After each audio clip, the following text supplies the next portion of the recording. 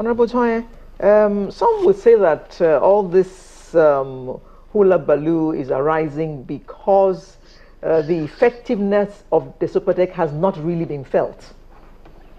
If it had been felt, there'll be no argument as to how it is and how it is constituted.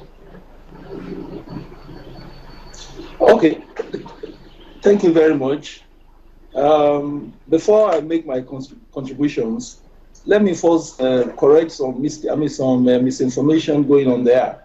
In the first instance, what we have in Delta State is a DESOPADEC law as amended, because there is now a governor's assent on that law.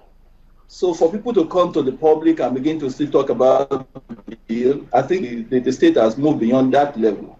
After that, it is important for them to know that indeed what is happening in Delta State is something that come out of the magnanimity of the former governor of the state in setting up DESOPADEC.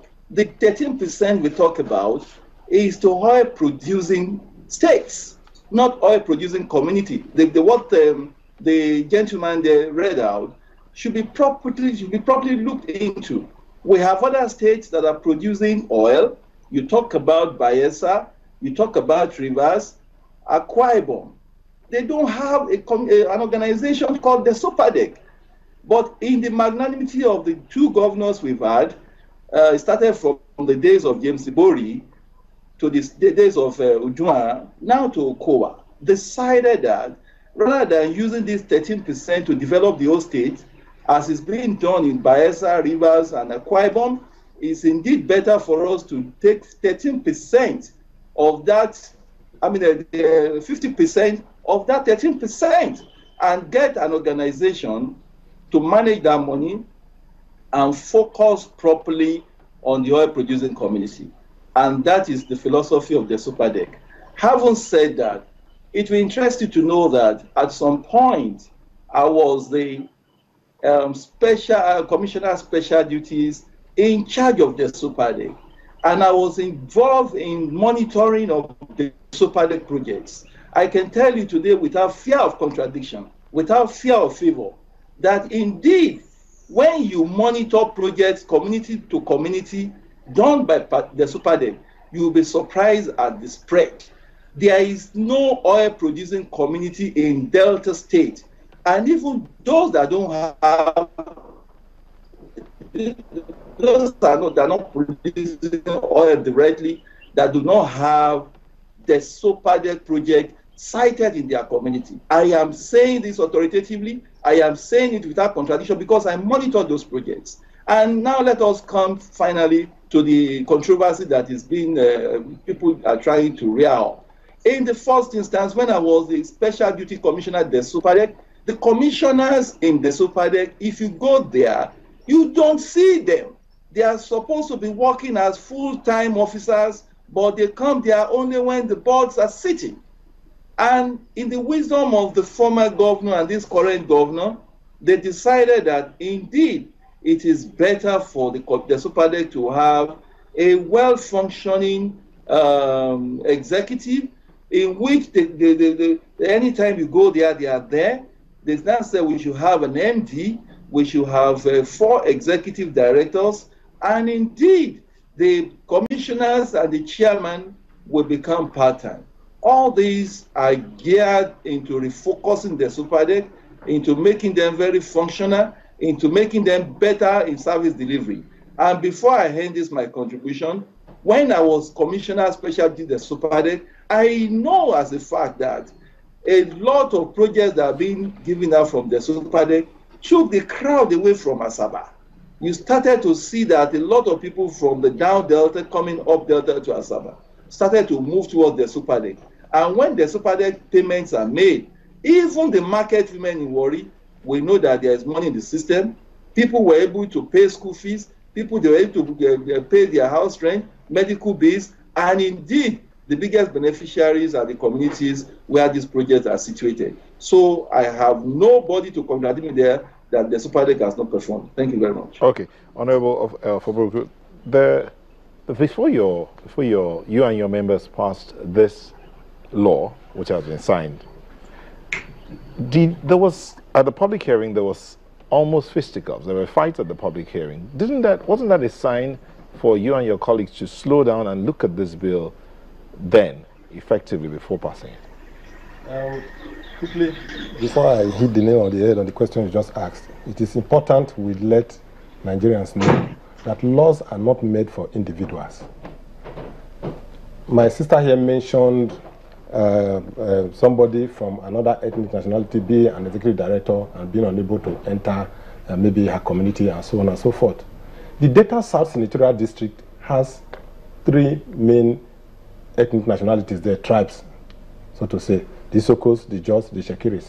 Once upon a time, Senator Stella Omu was a senator representing that senatorial district, and she campaigned in that senatorial district. She went everywhere in that senatorial district. There was no time she was deprived of campaigning or that she was not voted for by the other ethnic nationalities. I believe what she said is sometimes they have issues amongst themselves within their ethnic groups. The issue of having somebody from your hometown first as ED before your needs can be met does not arise.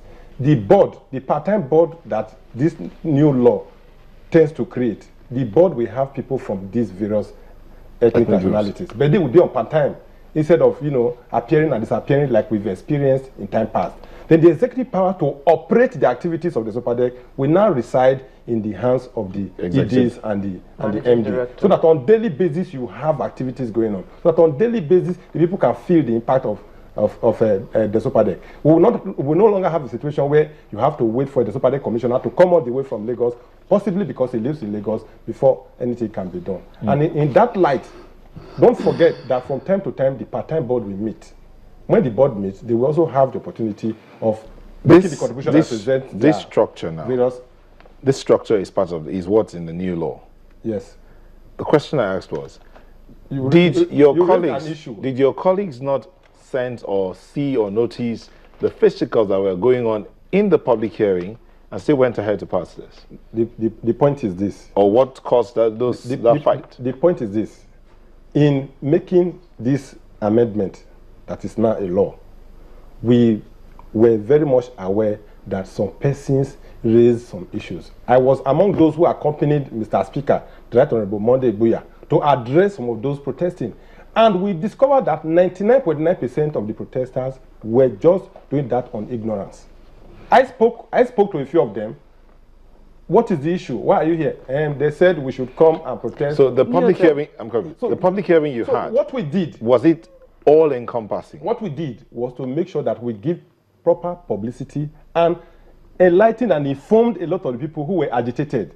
Don't forget that some of those who were even protesting, some who call themselves HOSCOM, I know some of them, they are not even from oil BNE communities. These are socialite contractors to the DESOPADEC who put themselves together in the name of HOSCOM to enable them to enjoy patronage from the DESOPADEC. And once upon a time, one of their leaders was even a commissioner in the DESOPADEC.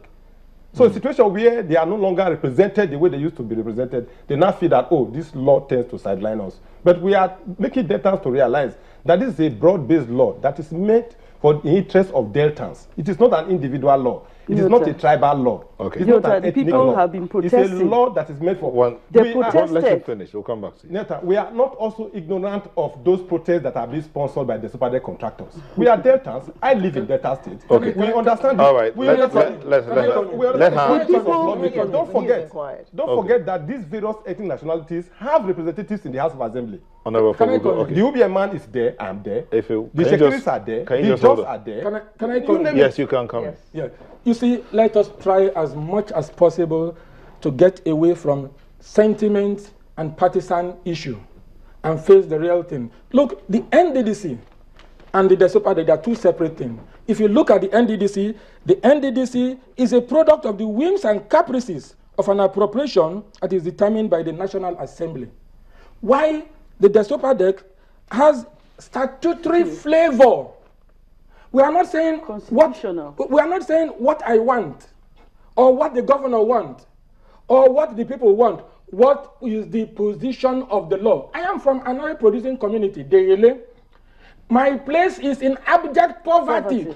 No fish, people are dying. And I will sit there and people are using my money to drive home a jeep. using our money to build houses, it won't work. Let those take the money to the oil producing communities and develop the place. That is what the law says. No sentiment about it. I'm surprised that the Honorable, well, hold on. Hold on. He has been Excuse me, can we be calm? I went around the communities just recently. Efe, please, can you hold on? There is nothing in any oil producing community. All right. You know what? Efe. DESOPADEC, welcome to Agbajo. particular community or that Can we particular be calm, community. please? Can we be calm? Can we be calm? Broken down Can we be calm? project. Efe, calm down. Broken down project. Efe, That is what they are. Efe, calm down. Constitutional. Honorable Efe. That DESOPADEC is a drain What pipe. does the law Will you be say? calm? That's what you are told. It was That's not the created. position. All right, we'll take a And the break House of Assembly and we will together come with back the shortly to continue.